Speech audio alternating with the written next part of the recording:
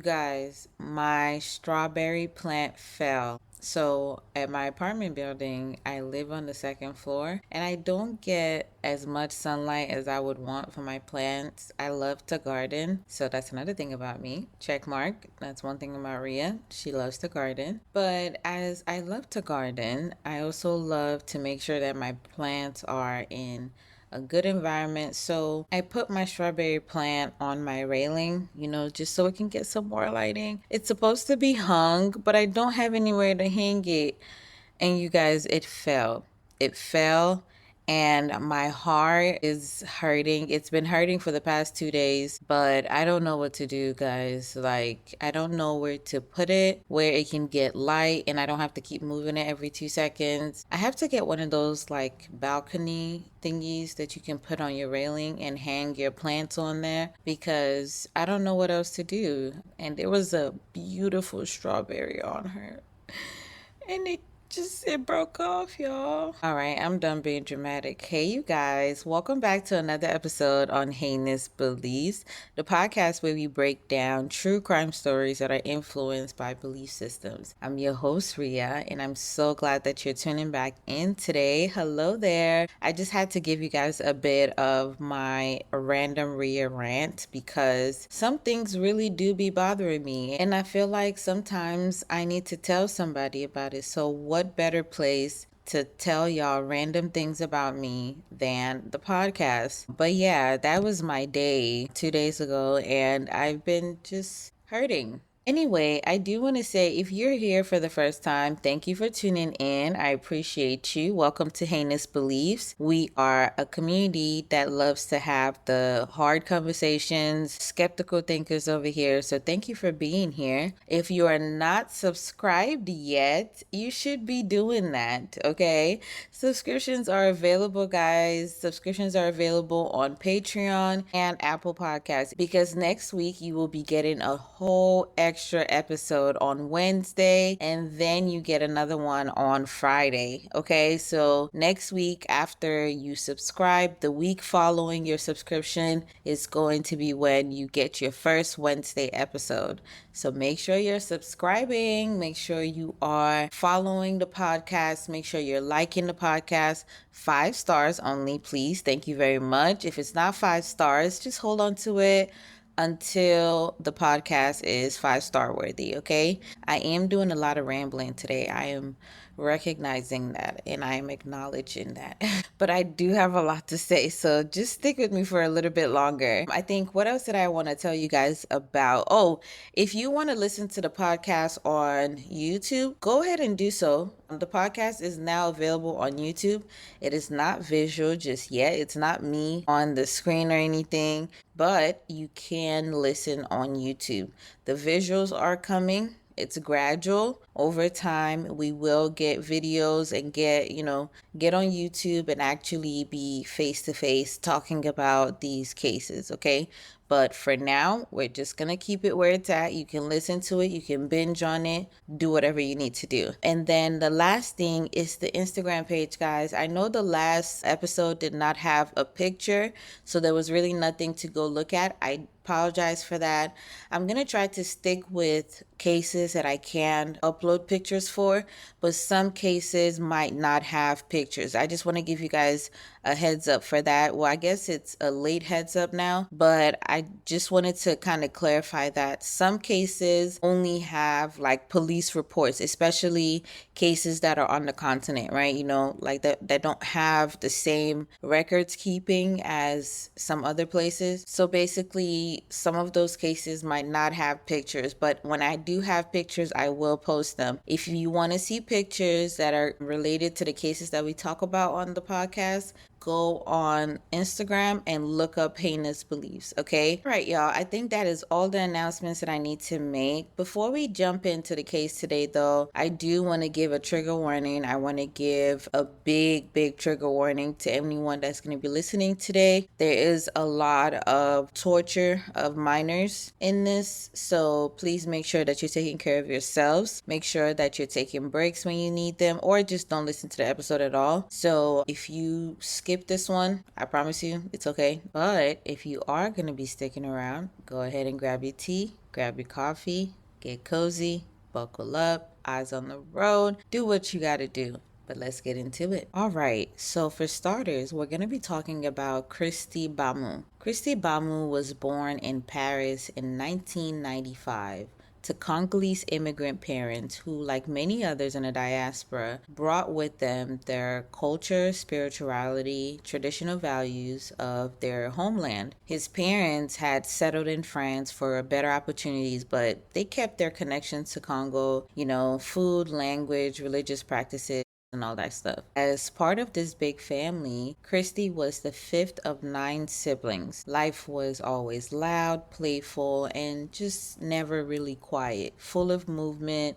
There was always something happening. Growing up in the Bamu household meant sharing everything: space, food, clothes, jokes, everything. Everything that you had was somebody else's, and even sometimes your dreams. Kristy would stand out for being kind, quiet, sweet-natured, and curious. Teachers at his school in Paris described him as a humble and thoughtful child. He didn't get into fights or anything like that. He wasn't really a troublemaker. He would just, kind of pretty much get along with everybody if he was going to be speaking to you, right? He was very quiet. So he kept a small circle, but a loyal circle. If he wasn't sketching superheroes in his notebook, he was outside kicking a soccer ball around with his friends or his brother. His brother was very impressionable, as well as he was, right? Both of them were small children. They were pretty much a twin flame. Even though they were not twins, they acted just like it. They made up imaginary characters, shared secrets, and even had plans one day to live in a house with a pet monkey and a game console in every room. Okay, these kids had dreams, all right? But most of the imagination was coming from Kristy. He was imaginative, funny, and gentle.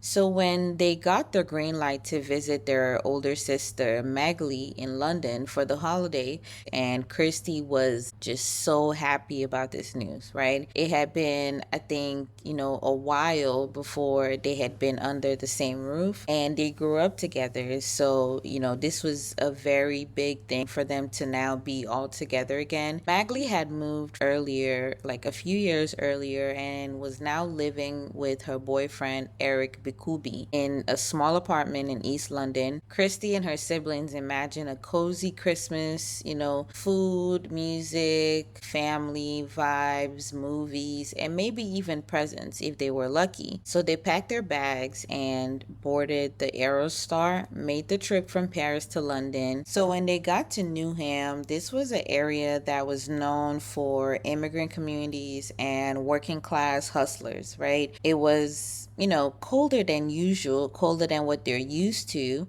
But at first, everything just kind of felt right. There were hugs all around, family. Magalie made Congolese food. Eric played gospel music. It felt like home, right? But the warm became cold really fast. Eric's energy started to shift. He had a way of staring at people like he was trying to read into their souls or something. He wasn't joking, right? When he did this, he wasn't joking, he wasn't smiling. And you could visibly see Magalie get intense too. Like when he started to do this, she would visibly kind of react to it, more like shadow herself than this, she's not a big sister anymore. Now she's this little girl in the corner and is pretty much anticipating the worst. The apartment started feeling less like a reunion and more like a church service. So they went on with the gospel music.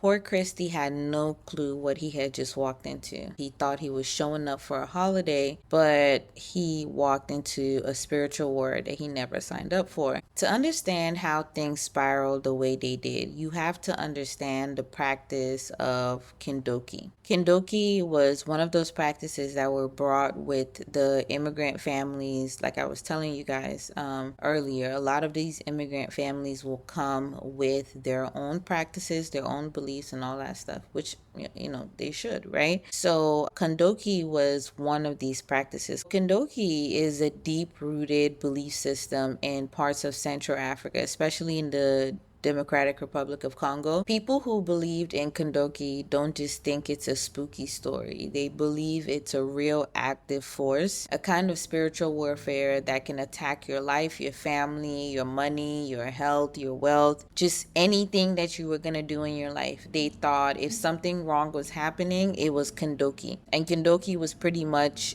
just a spiritual attack on your life, whether it was possession, demons. It just depended on who was reading you at the time, right? Whoever said, kindoki had possessed you could now go ahead and tell people more details on your possession, whether it was a demon, all that stuff. So, and they believed that this kindoki thing would live inside of people. You pretty much like would stub your toe too often and they say kindoki.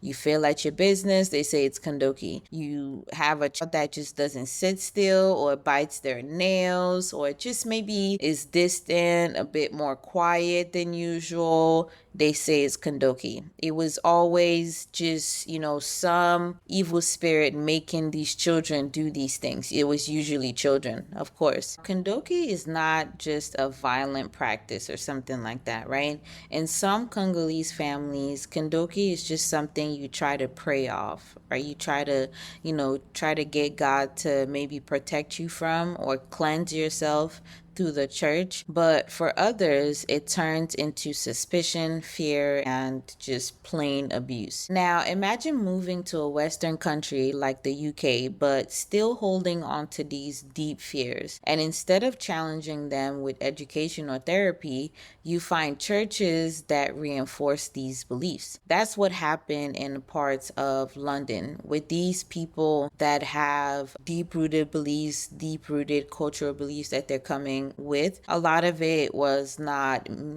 merging with society. A lot of it is not merging with the society that they're trying to integrate into. Small, unregulated Pentecostal churches would pop up often in immigrant communities where pastors would preach about demons in your house and spirits in your children. And they weren't speaking in metaphors. They really thought kindoki was affecting these children. They meant it literally.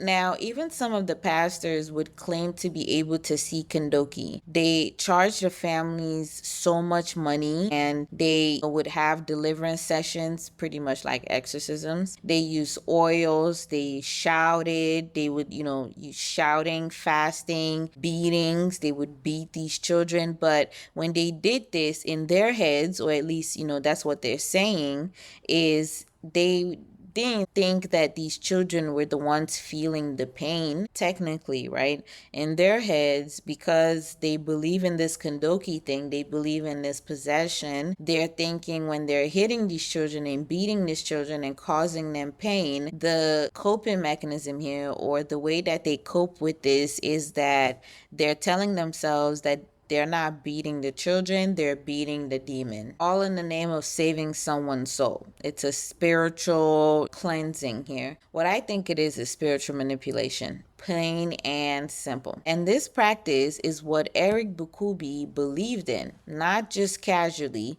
He was consumed by it. Paranoid, obsessive. He always thought about it. That's all he thought about. He thought Kristy now and his siblings had brought the evil into his home and that they were agents of some spiritual attack. He wasn't just upset with them. He thought that these children were infected and cursed. Right? And Magalie, instead of pulling him back to reality, would fuel the fire. Maybe out of fear, maybe out of loyalty, maybe she also believed it. But instead of being the big sister Kristy needed, she chose faith over her family. Fear over facts, pretty much. And they thought that somehow they were helping these children. It started with suspicion, but it escalated into paranoia and obsession. The moment Kristy and his siblings walked into that flat in Newham, Eric Bikubi was already on edge. According to the testimony from Kristy's sister, Eric said he felt a shift in the air as soon as they arrived.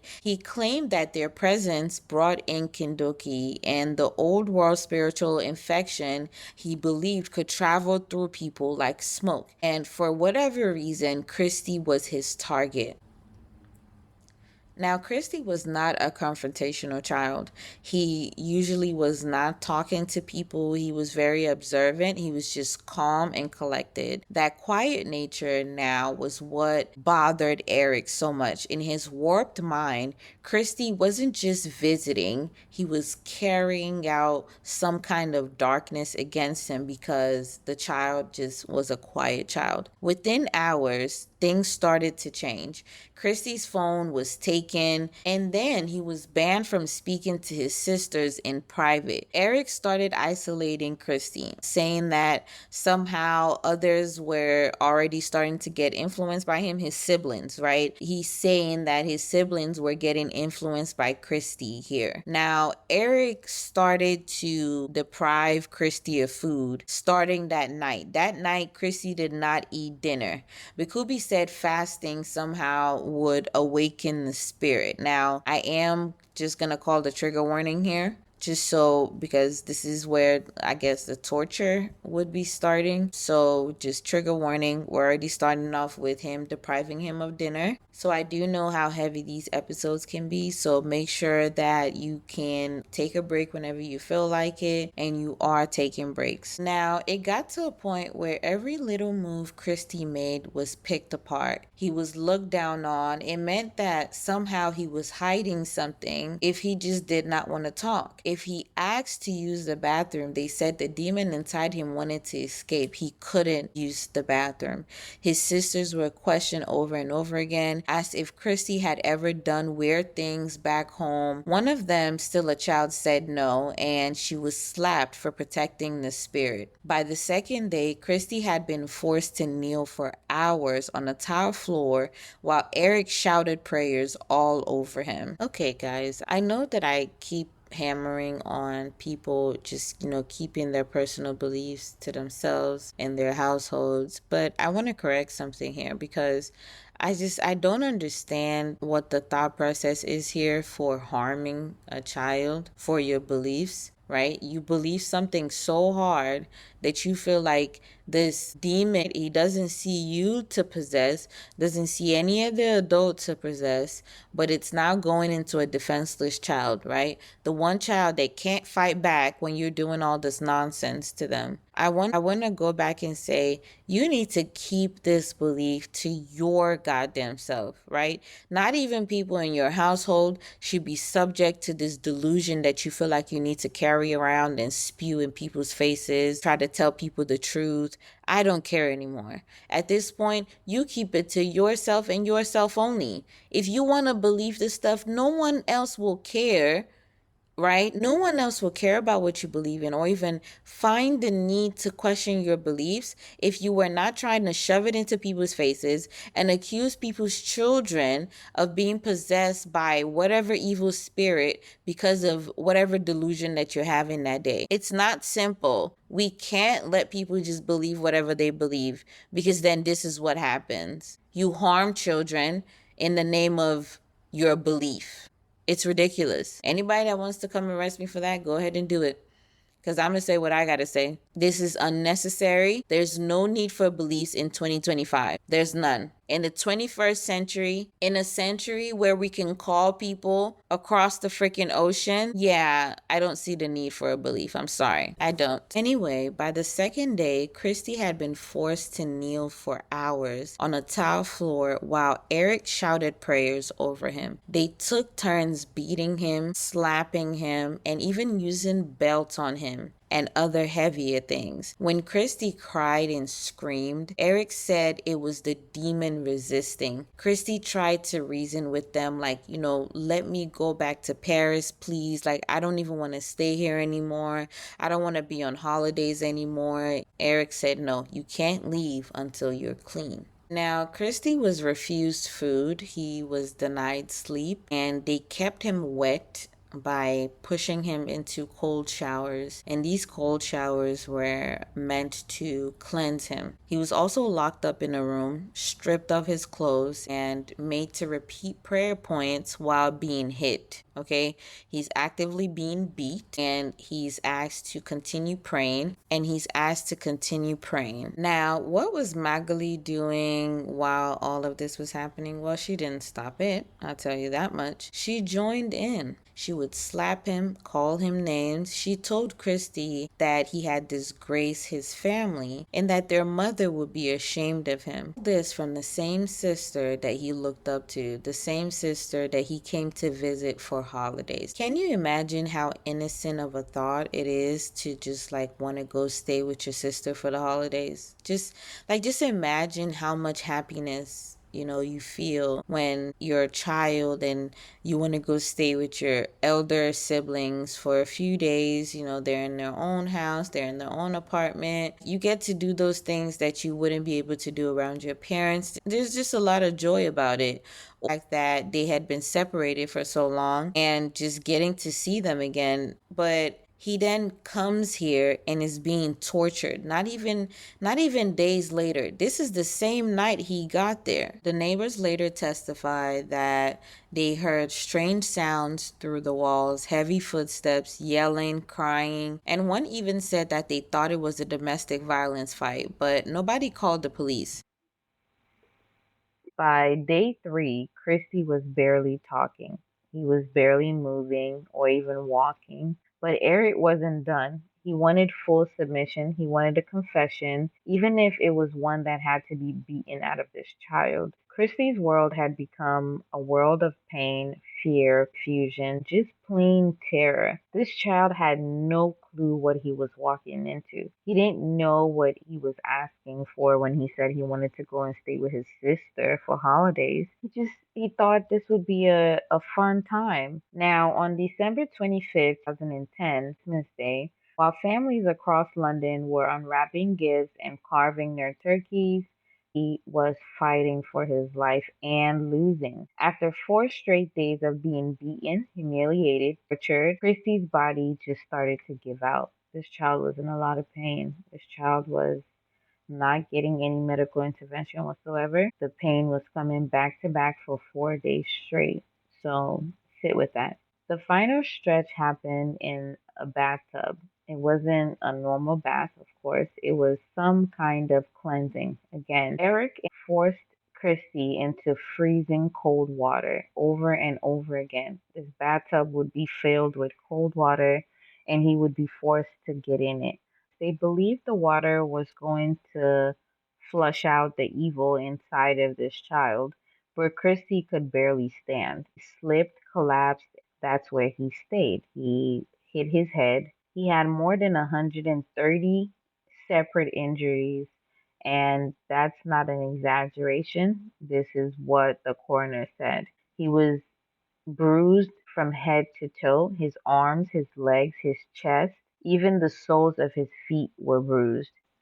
He had signs of blunt force trauma. His genitals were mutilated. His teeth had been knocked out. His lips were split open. And inside of his ears, there was blood from repeated head trauma. At one point during this experience, Christy was recorded saying he wanted to die. I don't know what spiritual being could be asking you to do this, or what spiritual being would need this kind of harm from you, would need you to cause a defenseless child this much harm. But I'm gonna need y'all to sit the fuck down and think about the shit that y'all say you believe in. Now, when he goes limp in the tub, when Christy, this child, goes limp in the tub, they don't try to help him call the ambulance or anything like that. They waited hours. According to emergency services, Christy was already long gone by the time paramedics got there. And what they had walked into wasn't just a crime scene, it was a battlefield, a bathroom full with water, oils, and candles. This child's body was laid out like it wasn't even human anymore. The paramedics said his body was left like ice. One of them later told the court that they had to pause to collect themselves because they had never seen a child that beaten and battered up before. Kristy wasn't just killed, he was broken down piece by piece under the delusion of deliverance. They didn't just take his life, they stole his existence and dignity one limb at a time. Now, police go ahead to arrest Eric and Magalie right there and then. Paramedics called it, and the moment they realized that Kristy's body had been mutilated and he was beyond revival. Once the officers got there, they just did not need any convincing. The bathroom looked, there were bloody towels, a cracked tub. Do you know how hard something has to hit a tub for it to crack? Yeah. Water on the floor, oil on the walls, and it was clear something had happened in there. Now, Kristy's surviving siblings, traumatized, shaking, from all these cleansings, they went ahead and told the police everything that happened. They told investigators how the abuse had started, how it escalated, and how Kristy had begged for his life and begged to leave. They said Eric and Magalie were convinced Kristy was possessed and had been torturing him in the name of deliverance. No lies, no hesitation. They wanted to let everybody know what was happening. These kids, they weren't trying to protect their family members or nothing because, well, they're in shock. And I'm glad that they were in the headspace to even talk to the investigators because those first few hours are very crucial with trying to get the details of what happened in an investigation. So I want to say these children are so brave for witnessing what they witnessed and still being able to give the investigators as much detail as they possibly could. I will never affirm adulthood imaginary friends. I won't do it. In custody, both suspects gave statements. Eric himself was erratic. He was jumping from religious ramblings to science to just shutting up altogether. He would just, have this moments where he was quiet the whole time. He would just jump out of nowhere and start talking about nonsense. He told officers that Kristy was infected with spirits and that he was just following God's instruction to cleanse him. He was following God's instructions on what to do to Kristy. Magalie, on the other hand, was calm, collected, cold. She said she did what had to be done and that Kristy was not the brother that she remembered. I mean, obviously, girl, right? It's been a couple of years. He grew up, right? That usually happens. Anyway, police brought in psychologists to assess their mental states. They started digging into their church affiliations, checking if other kids had been hurt, off of this belief. The trial happened in 2012 at the Old Bailey. Eric Bikubi was diagnosed with schizophrenia, but the court said it didn't excuse what he did. Magalie showed little remorse herself, and they were both found guilty of murder. Eric was sentenced to life, 30 years minimum, and Magalie only got 25 years. Now, the UK goes ahead to launch investigations into churches that were preaching about the kindoki. But honestly, I'm just like, why don't y'all investigate all of your churches? Because every single one of y'all somehow are teaching people that when you hear a voice in your head, it's God talking to you. So I don't know what investigation you think you're doing. Protection laws were updated. Kristy's story became warning and a call to action for the community. Kristy was failed by people that were supposed to be loving him and protecting him. And all of it, every bruise, every scar, was done in the name of salvation, in the name of trying to cleanse this child, right? In the name of you serving this God, in the name of a God, an invisible God that you don't talk to, you don't hear from, you can't see, right? No one else can see but you. All of a sudden, is telling you to go harm children, right? I just want to say rest in peace, Kristy. I know this is not how I usually would end the episode, but you guys, this one was heavy. Okay, this one was a heavy one for me. And you deserve love, Chrissy. You deserved to be loved. Every child that we've talked about on this podcast, every time we cover children, you deserved to be loved. You deserve to be protected. And I'm talking about children here because they're the most vulnerable, right? You deserved to be protected by the people that brought you into this world, and just adults that were around you that were supposed to protect you. You all deserved love. You all deserved protection. But I'm sorry that you got pain in return, and I'm sorry that you got torture and just incompetence as a return. People have to wake up. We cannot continue in this society affirming schizophrenia and not treating it, affirming delusions, affirming hallucinations instead of looking for treatments for people. Because I'm pretty sure this is not the first time that man has had those symptoms. It's not the first time he has talked about things like that. You know what happens when we see people like that in society? We laugh about it, we joke about it, we brush it off, or we say, oh, he's spiritual. He's just so inclined with Jesus, or he's so connected to his spirituality. That's what we say in society, and that's what needs to stop. We call it out for what it is. It's delusions, it's hallucinations, it's your brain playing fucking tricks on you. Children do not have to be harmed because of that. That does not give you leeway to go harm anyone because of that. No one, especially children, should be harmed because of your belief system. And there's a reason why y'all go after children. There's a reason why you rather do it to children because you know they won't fight back. They're the ones that won't fight back. They're the ones that won't say anything, right? Even when you're putting them through the worst times of their lives, they're not cussing you. They're asking you to let them go. Anyway, guys, I'm done. I'm done rambling. This case, this one was really hard for me. And I really do hope that you guys took breaks in between because if it was hard for me, I know it was hard for you guys. I really do appreciate you guys and all of the support that you've shown me. Thank you so much. Don't forget to subscribe. Don't forget to like the podcast, follow the podcast on whatever platform you're listening on so you can get notifications. But yeah, guys, I'm going to go ahead and sign off.